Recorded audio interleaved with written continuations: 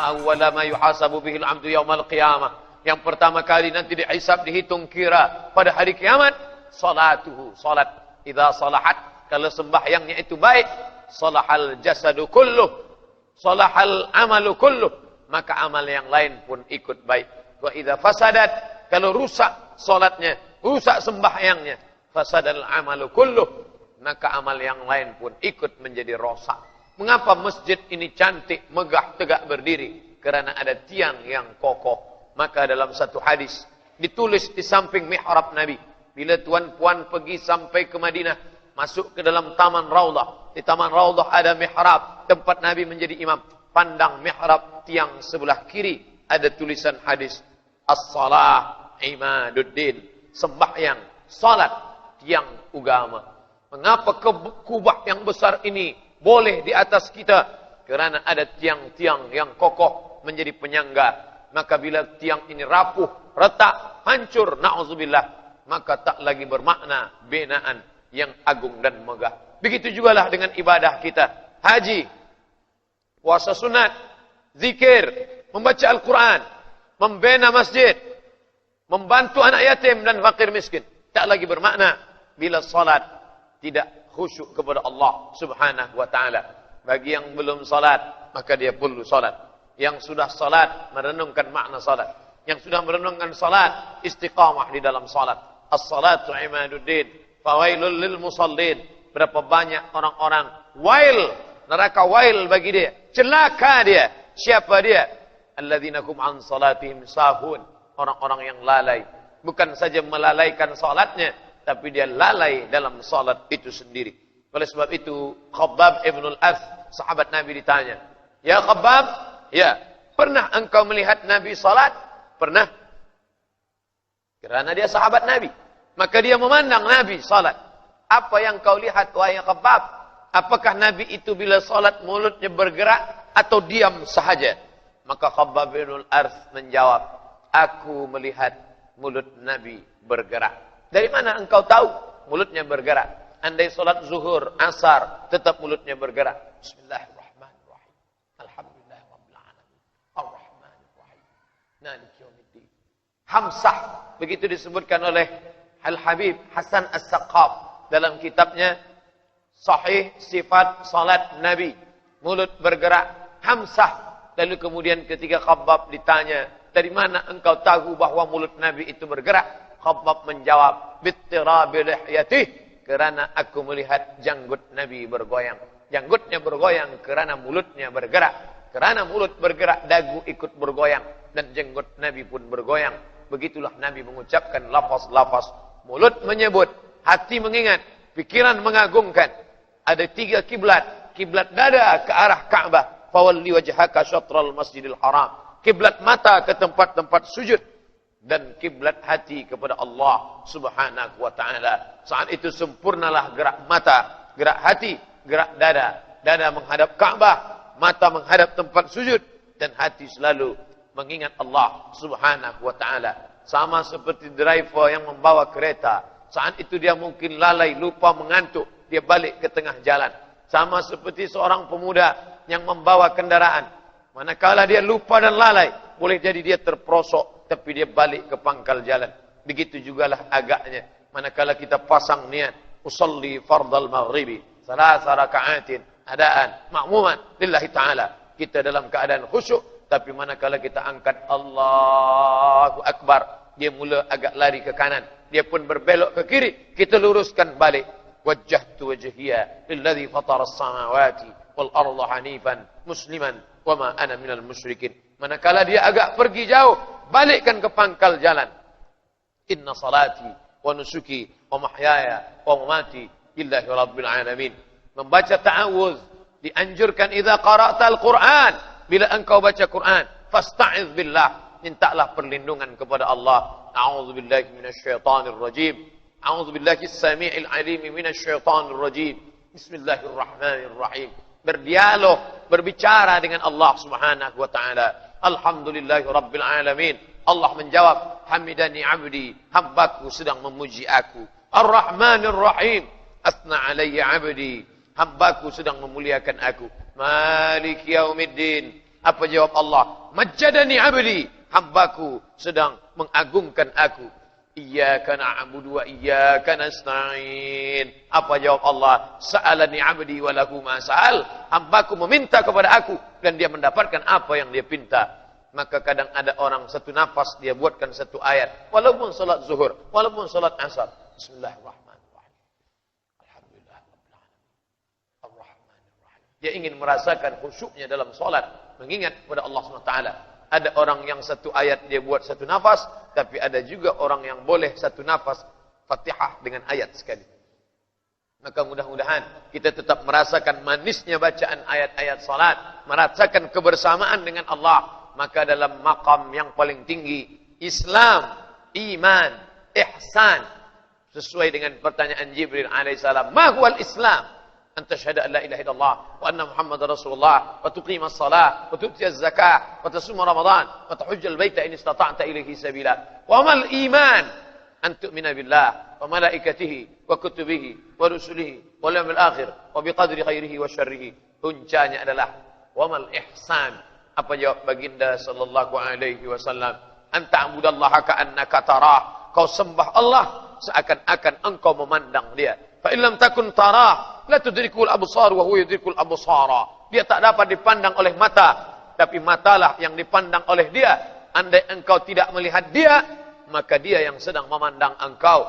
Rasakanlah bahwa diri sedang dipandang Allah. Kita bukan dipandang CCTV. Kita bukan dipandang oleh orang yang punya kuasa manusia. Bila manusia yang memandang, dia boleh lelah, boleh tidur, boleh letih. Tapi yang memandang kita adalah dia. Siapa dia? La ta'khudhuhu sinatun wala naum. Saat itu kita sedang dipandang oleh dia. Maka rasakan kebesarannya. Allahu Akbar. Ada orang-orang yang manakala nanti menyesal, meneteskan air mata, penyesalan padang mahsyar saat ditanya Allah, masalakakum fi saqar? Kenapa kamu masuk ke dalam saqar? Mereka dengan satu jawaban, lam naku minal musallin wa lam naku nut'imul miskin. Tak peduli kepada orang miskin. Dari masa dulu sampai saat ini orang miskin tetap saja ada. Apa maknanya? Bahwa kita membantu mereka. Mereka adalah ujian bagi dirinya sendiri. Tapi kita juga dengan harta ini sedang diuji.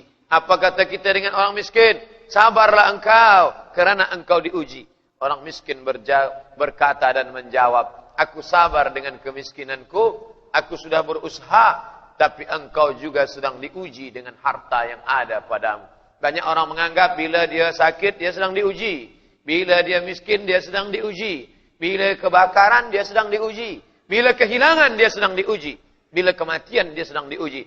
Tapi manakala dia ada harta, dia menyangka aku tidak sedang diuji. Padahal dalam Al-Quran, lebih dulu ujian harta daripada ujian nyawa. Wa balawnahum bil hasanat. Kami uji mereka dengan yang baik-baik. Kuasa, ujian. Harta, ujian. Kemasyhuran, ujian. Banyak orang yang lulus diuji dengan kemiskinan. Tapi dia gagal manakala diuji dengan kekayaan. Banyak orang yang berhasil diuji dengan kefakiran. Tapi tak banyak yang berhasil diuji dengan kemasyhuran. Datanglah tamak, datanglah loba, datanglah marah, datanglah angkuh, datanglah sombong. La yadkhulul jannah, tak masuk surga. Man kana fi qalbihi, siapa yang dalam hatinya mithqala habbatin min khardalin min kibrin, ada sombong walaupun sebesar biji sawi. Muslimin muslimat yang dimuliakan Allah Subhanahu wa taala. Maka selanjutnya Allah berkata, menceritakan tentang mereka yang menyesal. Apa kata mereka? Lam naku minal musallin wa lam naku nut'imul miskin wa kunna nakhudhu ma'al khaidin. Kami duduk bersama-sama dengan orang yang melakukan kesia-siaan. Bila berteman bersahabat dengan penjual minyak wangi, walaupun tak membeli akan mendapat baunya. Tapi bila berdekat dengan pandai besi, maka walaupun tak terbakar apinya, paling tidak bau busuknya melekat juga pada asapnya, akan terkena juga pada kain dan pakaian. Maka duduk bersama orang yang tidak baik akan membuat pengaruh yang besar. Andai tidak sembahyang mereka, kita boleh tetap sembahyang, tapi paling tidak melalaikan waktu bersembahyang. Bersolat kepada Allah Subhanahu wa taala. Wa kunna nakhudhu ma'al qaidin. kami melakukan perbuatan sia-sia, tak bermakna. Abdurrahman Ibnu Khaldun, seorang sosiolog, orang yang mengerti tentang masyarakat, apa kata dia? Ar-ra'iyah ala dini mulukihim. Rakyat akan mengikut agama raja-raja mereka. Bila raja-raja Melayu masa lalu suka ke masjid, beribadah kepada Allah, maka rakyat, masyarakat akan besar pengaruhnya kepada kepribadian. Bila guru mengajarkan yang baik-baik, dia bawa ke rumah Allah, murid pun juga akan turut serta. Bila berkawan dengan orang baik-baik, maka mereka pun juga akan memberikan pengaruh pada pribadi. Maka kita larang anak-anak berkawan pada orang tak baik. Kita ajar dia untuk memilih mana baik, mana tak baik. Kerana pengaruh yang luar biasa terhadap kepribadian. Pepatah Melayu mengatakan, Allah bisa kerana biasa. Orang boleh berbuat baik kerana berteman dengan orang baik. Menganggap pertama suatu perbuatan jahat tidak baik. Ini perbuatan jahat. Tapi manakala dia tiap hari pandang, dia tiap hari tengok, dia yang kata yang tak baik menjadi biasa-biasa saja, dan lama-kelamaan dia pula melakukan perbuatan yang tak baik. Maka dihindarkan, wa kunna nakhudu ma'al khaidin. Bila ada orang berkata jangan pilih-pilih kawan, berkawanlah pada semua orang. Kekhawatiran yang mendalam. Ada orang memancing menangkap ikan, tapi ada juga sebahagian orang tukang pancing dilarikan ikan. Kerana ikan yang terlalu besar, tak dapat kita mengendalikannya. Maka Nabi mengajarkan, man ra'a minkum mungkaran. Bila kau pandang orang berbuat mungkar, falyughayyirhu biyadihi, rubah dengan tangan. Tak sanggup dengan tangan, fabilisani, rubah dengan lidah. Mengapa awak minum khamar? Mengapa awak berzina? Mengapa awak mencuri? Mengapa ada risuah? Bila tak sanggup dengan lidah, fabiqalbi, dengan hati. Apa makna dengan hati? Tinggalkan dia jauh-jauh. Jangan dekati. Kerana bila kita dekat, kita akan terpengaruh. Dan kita tetap akan ditanya di hadapan Allah. Kamu bersahabat baik dengan dia, apa yang pernah kamu lakukan? Boleh kamu mengatakan ini hak, ini batil? Boleh kamu mengatakan watawasaw bil haq, watawasaw bis sabr? Bila tidak, maka kita hanyalah seekor setan yang bisu kerana melihat kebatilan dan diam bersama kebatilan. As-sakitu 'anil haq, orang yang diam melihat kebatilan. Syaitan akhras, setan yang bisu. Begitu kata Abu Ali Ad-Daqqaq yang ditulis oleh Imam An-Nawawi dari kalangan mazhab Syafi'i. Bila malam ini kita masih sempat bermuzakarah, membacakan ayat-ayat Allah Subhanahu wa taala, saling ingat mengingatkan. Malam ini saya yang ingat, tuan-tuan diingatkan, tapi sampai masanya saya boleh lupa karena manusia tak lama ingat. Afatul insan an-nisyan. Penyakit manusia adalah lupa. Apa yang dia cakapkan dia pun tak ingat. Tapi saya tidak akan bersedih hati manakala saya lupa ada jamaah yang boleh ingatkan saya. Hai Ustaz Abdul Samad, bukankah dulu Ustaz yang menyampaikan di Masjid Khalid Ibn Walid bahawa nanti kita akan menangis menyesal. Pertama, kerana tidak bersedekah. Kedua, kerana masuk ke dalam neraka sakar sebab melalaikan salat. Yang ketiga, kerana tiada peduli kepada fakir miskin. Yang keempat, kerana bersama dengan orang-orang yang zalim. Maka oleh sebab itu, manakala ada orang ulama besar bernama Imam Sufyan Ats-Tsauri, Imam Malik bin Anas duduk di kota Al-Madinah Al-Munawwarah. Sedangkan Imam Sufyan Ats-Tsauri dia jauh, dia duduk di Kufah, Irak. Suatu ketika berkirim suratlah sultan kepada Sufyan Ats-Tsauri. Wahai Imam Sufyan Ats-Tsauri, datanglah ke istana. Tapi Sufyan Ats-Tsauri menolak undangan itu dengan kata-kata yang baik. Berkali-kali datang, dia tetap tidak juga mau menghadiri jemputan itu. Sampai pada akhirnya bertemulah antara Khalifah Abu Ja'far Al-Mansur yang menjemput sahabat, yang menjemput seorang ulama yang masyhur ini di samping Ka'bah. Manakala mereka sama-sama melaksanakan tawaf. Subhanallah walhamdulillah wa la ilaha illallah wallahu akbar. Subhanallah walhamdulillah wa la ilaha illallah wallahu akbar. Lalu bertanyalah Khalifah Abu Ja'far Al-Mansur kepada Imam Sufyan Ats-Tsauri. Ya Sufyan Ats-Tsauri, ya, mengapa engkau tidak pernah mahu datang? Padahal aku sudah berkali-kali menjemput engkau. Imam Sufyan Ats-Tsauri tidak menjawab. Ia hanya membacakan ayat Allah. A'udzubillahi minasyaitonir rajim. Wala tarkanu ilal ladzina zalamu fatamassakumun nar. Janganlah dekat-dekat dengan orang zalim, andai kau tidak masuk ke dalam neraka, paling tidak engkau terkena jilatan ujung api dari neraka. Sadarlah Abu Ja'far Al-Mansur bahwa lidah ulama itu adalah teguran yang disampaikan dari Allah. Dialah yang menyampaikannya tanpa ada rasa takut dan cemas. Itulah sifat daripada ulama. Apa kata Allah dalam Al-Quran? Ala inna awliya Allah. Ketahuilah bahwa wali-wali Allah itu. Siapa wali Allah itu? Apakah yang berjalan di atas air? Apakah terbang di atas awan? Idza ra'aitar rajul, bila kau pandang ada orang yatiru yamshi 'alal ma', berjalan di atas air, yatiru fil hawa, terbang di atas awan. Jangan kau pandang pada itu, karena setan pun, iblis pun mampu terbang di atas awan, berjalan di atas air. Tapi pandanglah pada istiqamahnya menjalankan agama Allah, pada takutnya melanggar yang dimurkai Allah, pada salat jamaahnya ke masjid Baitullah. Maka saat itu ada ulama yang takut kepada Allah. Itulah sifat yang disebutkan Allah dalam Al-Quran. Innama yakhshallah, yang takut kepada Allah min ibadihi, di antara hambanya, al-ulama, para ulama. Ulama bukan orang yang banyak ilmunya. Ulama bukan yang pandai bertutur kata. Ulama bukan yang membacakan ayat dan hadis sahaja, walaupun itu sifat daripada ulama. Tapi jauh daripada itu adalah yakhshallah, takut kepada Allah Subhanahu wa ta'ala. Malam ini kita sedang saling menasihatkan tentang rasa takut kepada Allah Subhanahu wa ta'ala.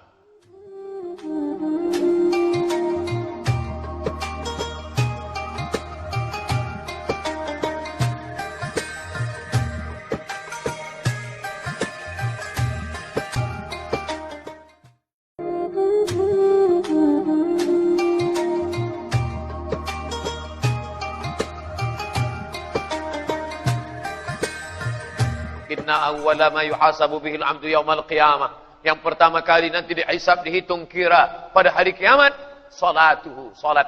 Idza salahat, kalau sembahyangnya itu baik, salahal jasadu kulluh, salahal amalu kulluh, maka amal yang lain pun ikut baik. Wa idza fasadat, kalau rusak salatnya, rusak sembahyangnya, fasadal amalu kulluh, maka amal yang lain pun ikut menjadi rosak. Mengapa masjid ini cantik, megah, tegak berdiri? Karena ada tiang yang kokoh. Maka dalam satu hadis ditulis di samping mihrab Nabi, bila tuan-puan pergi sampai ke Madinah, masuk ke dalam taman Raudah. Di taman Raudah ada mihrab, tempat Nabi menjadi imam. Pandang mihrab tiang sebelah kiri, ada tulisan hadis, as-salah imaduddin, sembahyang, salat, tiang agama. Mengapa kubah yang besar ini boleh di atas kita? Karena ada tiang-tiang yang kokoh menjadi penyangga. Maka bila tiang ini rapuh, retak, hancur, na'udzubillah, maka tak lagi bermakna binaan yang agung dan megah. Begitu jugalah dengan ibadah kita. Haji, puasa sunat, zikir, membaca Al-Quran, membina masjid, membantu anak yatim dan fakir miskin. Tak lagi bermakna bila salat tidak khusyuk kepada Allah Subhanahu wa ta'ala. Bagi yang belum salat, maka dia perlu salat. Yang sudah salat, merenungkan makna salat. Yang sudah merenungkan salat, istiqamah di dalam salat. As-salatu imaduddin, fawailul lil musallin. Berapa banyak orang-orang wail, neraka wail bagi dia, celaka dia. Siapa dia? Alladzina hum an salatihim sahun, orang-orang yang lalai. Bukan saja melalaikan salatnya, tapi dia lalai dalam salat itu sendiri. Oleh sebab itu, Khabbab ibn al-Arth, sahabat Nabi, ditanya, "Ya Khabbab, ya, pernah engkau melihat Nabi salat?" Pernah. Karena dia sahabat Nabi, maka dia memandang Nabi salat. Apa yang kau lihat, wahai Khabbab? Apakah Nabi itu bila salat mulutnya bergerak atau diam sahaja? Maka Khabbab ibn al-Arth menjawab, "Aku melihat mulut Nabi bergerak." Dari mana engkau tahu mulutnya bergerak? Andai solat zuhur, asar, tetap mulutnya bergerak. Bismillahirrahmanirrahim. Alhamdulillahirabbil alamin. Arrahmanirrahim. Maliki yaumiddin.